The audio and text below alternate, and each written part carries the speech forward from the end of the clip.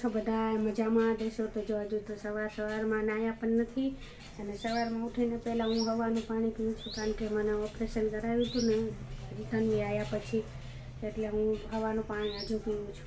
ચાલો તો ચા નાસ્તો કરી તન્વી તારે ચા પીવા જાય, જો વાતો કરે. તો આજે તો મહેમાન આવ્યા છે ને અહીંયા રસોઈ બનાવે છે મારા સાસુમાં. હેલો ગાઈસ, તો વાત રાજુ સાજુબા કાકીના ઘરે આવી છું.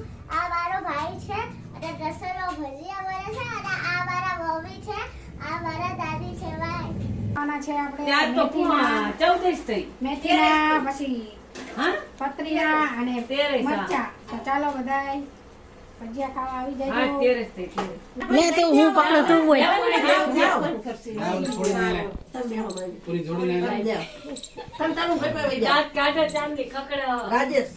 જમવા બેસી જશું. જમી લીધું તું, જો આપણે તન્વી રહેતી નથી એટલે હજુ લગી જમવાનું. ચાલો તો સાંજે 5 વાગી ગયા છે ને આપણે ચા પીવાનો સમય થઈ ગયો છે ને જો તન્વીના પપ્પા જો કેવું કરે છે. ચાનો સમય થઈ ગયો છે એટલે આપણે રસોઈ બનાવવાની છે, શું બનાવી જોઈ છે હવે. તો ચાલો હવે અહીંયા ખીચડી થોડીક જ વાર છે. સાસુમાં જો ઘંટી સાફ કરે છે. આપણે શાકની તૈયારી કરી. તો અહીંયા આપણું બેટર તૈયાર છે. આમાં નાખ્યું છે લીલી લસણ, જીરું, મરચું, સ્વાદ અનુસાર મીઠું, એ બધું નાખીને આપણે મૂકી દીધું છે. બેટર તૈયાર કરી દીધું છે. હવે આપણે આમાં તેલ લગાવવાનું છે ડીશમાં.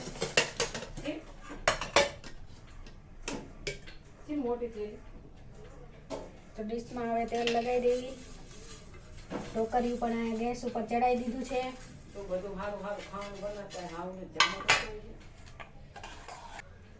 બેટર આ નાખી દીધું છે ને હવે આપણે આ ઢોકરિયામાં મૂકી દઈશું.